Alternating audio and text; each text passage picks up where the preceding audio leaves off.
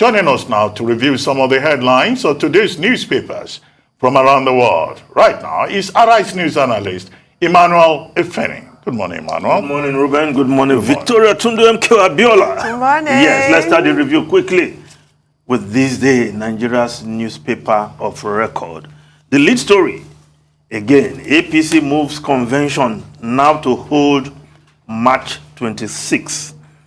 Of course, this story is hogging the front page, the lead story of many Nigerian newspapers today. The Vanguard newspaper reporting this story upsets as APC fixes convention date in hours. Initially postponed convention indefinitely. Hours later, backpedals, announces March 26 date. Convention activities begin March 24 and March 31. APC governors deliberate on issue to meet Buhari today. It's mutiny by Yahoo politicians, says ex-progressive governor Gigi. Respect party supremacy, Nabena cautions. The Daily Trust newspaper reporting the story also. Buni committee dilly-dallies on APC convention. Exercise fixed for March 26th. Yobe governor, others want convention, primaries, same day, according to an ex-governor. No ulterior motive in our decisions. All eyes on Buhari as he meets governors today, while the New Telegraph newspaper, convention, congresses, why APC shifted date twice within hours. Finally picks March 26 for National Convention as CEC-PC reverses itself on zonal congresses. Now the APC, for the opt-in time, the Boni committee has shifted the convention now to hold, hopefully, March 26th. Now, what Daily Trust is reporting, quoting a governor, one ex-governor, who says that this Boni-led committee wants to conduct both the convention and the presidential primaries at the same time. And they want to be in charge of that process. Well, if this is the case, then it will be very unfortunate because this is a committee put in place to usher in an elected party executive, now wanting to play that role up till the presidential election, presidential primaries. Do they have somebody in mind? In putting in this continuous postponement, which has now landed on March 26, because that will be 1 week before the Ramadan month fasting that will take place, and perhaps anything can happen to perhaps give rise to another postponement. But many in APC are not satisfied with what is going on. But let's just hope that this time around, March 26 will be sacrosanct, at least so that the APC can put its act together. Now, the Daily Independent newspaper, economic stories. Stakeholders warn of more airfare increases after 100% hike. Airlines free to charge any amount. NCAA. We are not aware of price fixing operators. Well, but what is clear right now is that the airlines seem to have agreed that any 1 hour flight within Nigeria should cost a minimum of 50,000 naira. And that is already happening at the ticketing counters at the airports. And the travel agencies are also implementing that. Now, the Leadership newspaper, the story just below the masthead. New NNPC charges may trigger increase in petrol price. Yes, so there are strong indications that the pump price of petrol will be raised by marketers. This is coming as the nation grapples with recent challenges in product distribution occasioned by off-spec petrol brought in by partners of the NMPC. Of course, leadership investigation revealed that petroleum marketers and depot operators are currently meeting to agree on allowable adjustments any moment from now. Recall that in the past, when removal of subsidy was a regular routine, first have scarcity.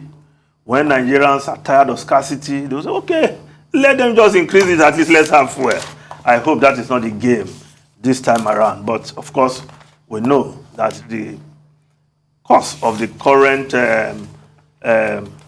scarcity has to do with importation of off-spec petroleum products, which in itself is a failure of supervision, failure of some government agencies who did not do due diligence in their own job. Now, the Punch newspaper, subsidy labor fumes as IMF warns federal government against fresh borrowings. IMF says Nigeria likely to depend on CBN overdraft to fund 2.6 trillion naira subsidy. Do away with funds advise loans, TUC, NLC tell federal government. Well, this is a contentious issue. Of course, this issue of spending 2.6 trillion naira to subsidize fuel in the year 2022, where is that money going to come from? We need to also know. But this report is saying that CBN overdraft may just provide that. That in itself would be a bad way to run the economy. And I'm not sure the CBN governor would like to be involved in that, with all he has done to also help the economy. Now, the Business Day newspaper, vaccine production scene, helping Nigeria beyond COVID. Yes, with the effort to establish Nigeria's own COVID plant. Of course, this could serve to us as a catalyst to also deal with other diseases that are endemic in the country. And of course, Professor Tomori, the expert, Oyewale Tomori, is the one who is making this position known. And we hope with time we'll just have the production process in place and all the endemic disease, polio, Lassa fever, and what have you will be taken care of with production of vaccine. We have the personnel, we have the people, but we just need to put in place the process and the facilities. Now, the foreign newspapers quickly, the papers in the UK. Putin, the Times of London. Putin sends tanks into Ukraine. President deploys peacekeeping in quote, their force to pro-Russia areas. Britain and Western allies poised to hit back with sanctions. Now, the Financial Times also has that story. Putin recognizes 2 breakaway republics in eastern Ukraine. Russia withdraws border. Move spark condemnation. Troop put on war footing. Yes, without necessarily firing tanks and artilleries. Putin is in Ukraine. But he signed that decree yesterday in the presence of the leaders of the 2 breakaway republics who are now part of Russia, according to Mr. Vladimir Putin. But the West, they are not having any of that. But again, if Ukraine is not going to be part of Soviet Union, don't those regions also have the right to self-determination, as they have done? Well, the sanctions are going to come down, yes. And then we're going to see about yes, I want to be... Putin is used to sanctions now. Right? Yes, he's used to it. No, but then they're threatening sanctions that he hasn't been exposed to. My issue is there going to be unity amongst the Western allies? I think the US and the UK seem to be on the same page, but I'm not that sure about Germany. Well, Russia has gas. Well, we don't have enough alternative yet. Yeah, so Germany, half of their gas supply comes from Russia, yeah. Okay, I mean, Dr. Bachi, what yeah, was it? those two regions, Donetsk and the other one, Donbass. Luhansk, in the Donbass area, they're Russian-speaking, and they're separatist groups trying to break away from Ukraine. But President Putin is not talking about annexing, those two regions the same way he did with Crimea. He's saying that Russia recognizes those two states as independent states. And that in itself is an act of aggression. As we speak, Russia, the biggest gas station in the world, has surrounded the whole of Ukraine. And that's why the allies are kicking. The U.S. has already talked about sanctions. The U.S. has consistently said they were just waiting for Russia to make the move. And the sanctions that the spokesperson to the President of the United States has already indicated includes cutting off Russia from the international payment system,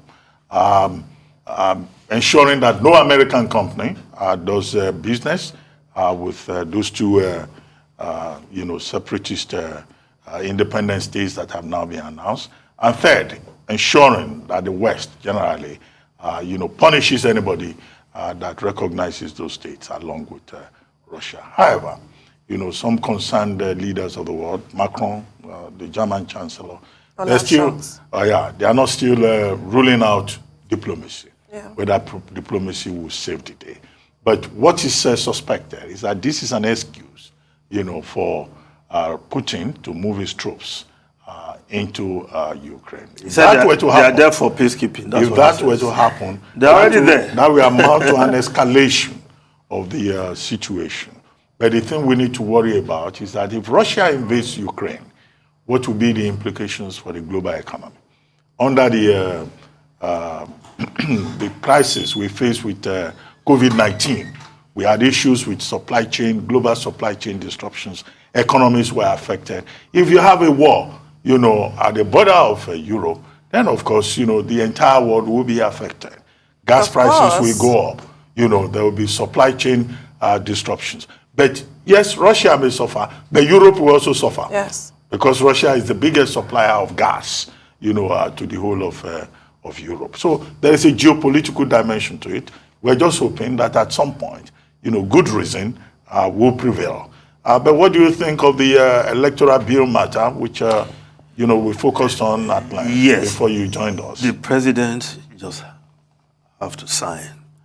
Femi Adesina calling our attention to the 30-day window which the president has. We all know that.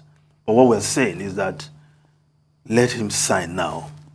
The electoral notice will be affected if he signs later than today, which means they have to shift the election next year. Yeah, so the clause 28 that is being referred to in the electoral bill 2022 is part of it. It's not been passed yet. It's not been signed yet. No, but if he signs late, that's why we're saying time is of the essence. But time is of the essence. It's a subsidiary proposed legislation. That's another way to look at it. Article 54, Section 54, subsection 8 of the Constitution, what Femi Adesina is referring to is that it still gives the president up till March 1. Yes, we know he has the latitude. Yes, but why do we need to go down to the wire every single time? The last day to say I won't sign, the last day to sign, it's not good for the nation. All the heating up of the polity is unnecessary. Ours is just to throw up all sides of the issues. But yes, we need a new electoral framework, especially as enough is enough argued in a 10-point provision publication at page 53 of this day on Sunday, this last Sunday. Now, there are very important provisions in that piece of legislation as proposed that are more important even than the contentious clause 84. Yes. And all of that is spelled out on page 53 of this day on Sunday. Thank you very much, Emmanuel.